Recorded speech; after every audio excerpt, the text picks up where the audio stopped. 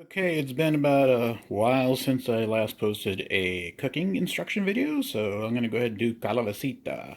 First off, we got about roughly about 1.5 pounds of pork, kind of like little pork chops. We got 14.5 ounce can of petite diced tomatoes, cumin seed, whole preferably, or you could use crushed, some salt, pepper, roughly about a pound of yellow squash, a pound of zucchini, and some garlic. First thing we're going to do is we're going to chop up the pork. Okay, so like I said, I initially said chop the pork. I actually meant cube it. You roughly want it about little small bite size, and depending on the individual, you may want larger bite size than others. And then you're going to go ahead and put it in a pan about yay big. And you want to put a little bit of oil, just enough to coat the bottom, because pork does have a lot of fat in it already, so it's not going to need too much to get it going. So go ahead and get that in there. You're going to let that start browning.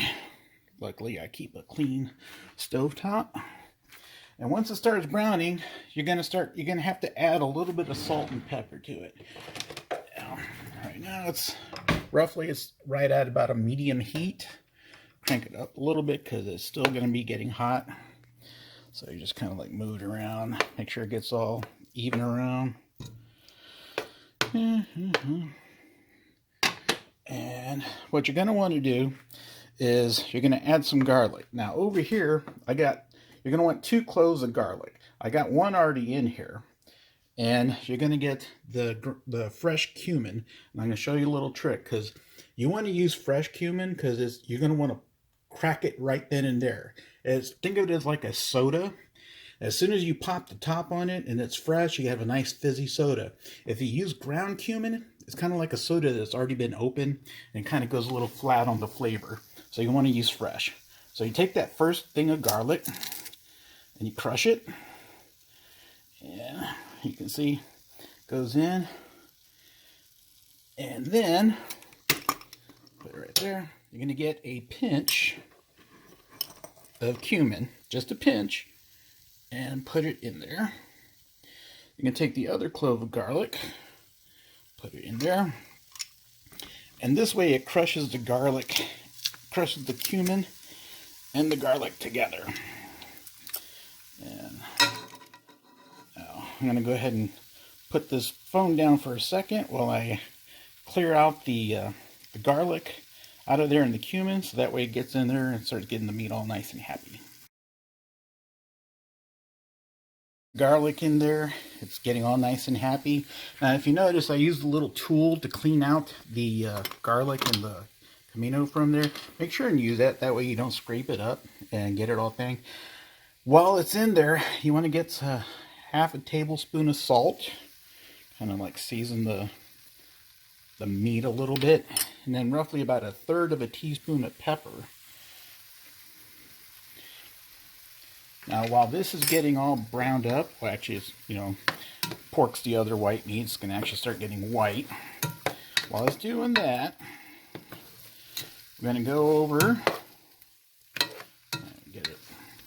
Now make sure and keep an eye on it, you don't want it to burn, and if it starts getting a little too sizzly, it's one of the things where you kind of want to use your ears as well as your eyes. If you start hearing it get a little too loud, you might want to come and lower the temperature down below. In fact, I'm going to go ahead and lower it down just a skosh while I cut the cucumbers. Not the cucumber, the squash. I'm going to slice the zucchini and the squash into little slices. Little round slices. So I'm going to go ahead and do that while I put the camera down. Okay, I'm back. As you can see, I went ahead and sliced the zucchini and the squash into little circles. Now, try not to get it this thick. Try to get them more like this thick. You don't want to get it too thick or too thin, because if you get it too thin, it'll become translucent and get all floppy. You get it too thick, and then it'll get all rigid. You want it more as close as possible as this. If you have a slicer, even better. I went ahead and opened the can of tomatoes, and I did forget this ingredient. You do want a bag of frozen corn. You can use can, but at least make sure it's at least 16 ounces. So roughly it's going to be a pound of zucchini, a pound of yellow squash, sliced in little circles, and a pound of corn, mixed with roughly a pound, maybe a pound and a half of pork. And as you can see, it's all nice and white. It doesn't really show well on the screen. It looks like there's part of it that's still pink, but that's probably just because of the lighting. So now that it's brown, and again, I brought the temperature back up. It's a little bit over medium. I'll go ahead and start adding in the zucchini. Get a little bit off the top so it doesn't all fall in. Now, unlike other dishes, you're not going to add water to this. The reason being is that zucchini and squash already have a lot of water in it. So you want to make sure that if you can also use frozen squash and frozen zucchini, because it usually comes already sliced. And that's usually easier for like people who have mobility issues with their hands, someone who's arthritic, usually the people that are elderly, or just, people that have arthritis. That's usually a convenient way to do this recipe without having to slice so much. And sometimes they already have the pre-cut garlic, which also works as well. And then again, like I said, you can use the ground cumin.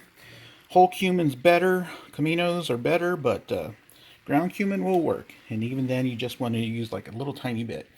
So we added in the zucchini and the yellow squash. Now we're going to go ahead and add the tomatoes. You want to kind of get it all over the place there. Now about this time, we want to go ahead and start coating it over.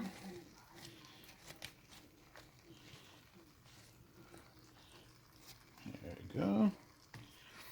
And I'm going to add in the frozen bag of corn. Now, when you use frozen vegetables, it's going to drop the temperature down significantly. So you may actually stop hearing the sizzle for a while, and it's going to cause the temperature to go down. Now, what you're going to want to do, after you get all the vegetables in, go ahead and get another half tablespoon of salt. And remember, we did a half tablespoon with the meat. Now we want to season the vegetables. And another third tablespoon of pepper. You can add more salt if you'd like. For some people, it may be a little bland with only a tablespoon of salt. Normally, I kind of eyeball it. I just kind of put a little salt in my hand, and usually I kind of gauge for myself from years of cooking how much I want in there. If you're that type of person, go ahead and do that. But roughly, keep in mind that there's 3 pounds of vegetables in here and roughly a pound and a half of meat. And the meat's already been seasoned, so you're really kind of seasoning the vegetables. Now, once you got it all in there, go ahead and cover it. And try if you can to get one of those lids with the little hole in it. That way you can let out some of the steam. And once it starts getting a little hotter, you're going to start letting it boil. And then you come over and stir it a bit. And then you want to lower it down to a simmer. When it gets to that point, I'll go ahead and join back on you.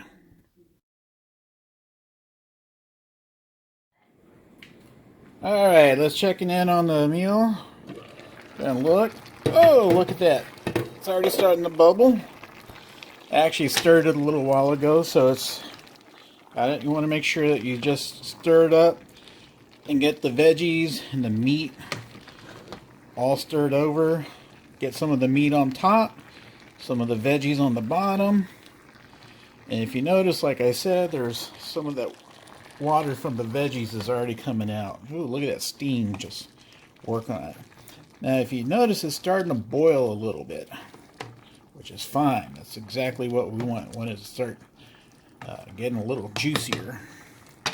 So what we're going to do is cover it, keep it covered. We're going to turn the fire down, or the heat rather, probably about 3. Put a little simmer. We're going to let it simmer for about 20 to 30 minutes, and then it should be ready. And we'll check on it.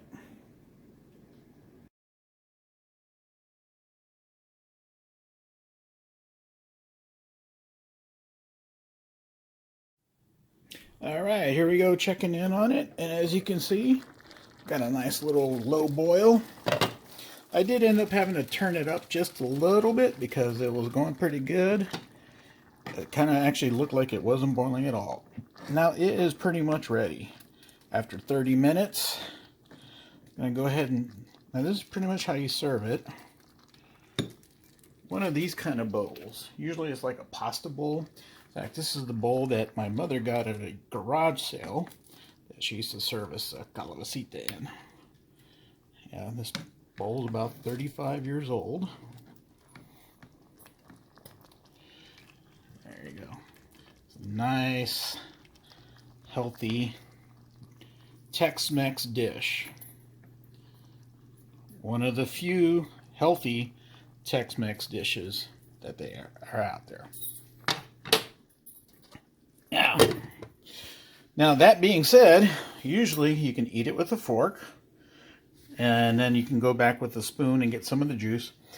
But being San Antonian, most of us eat it with flour tortillas. And the way to do it is you tear off a piece, and I went ahead and tore off a piece earlier, and then you just kind of scoop it like this, put a little bit in, and eat it.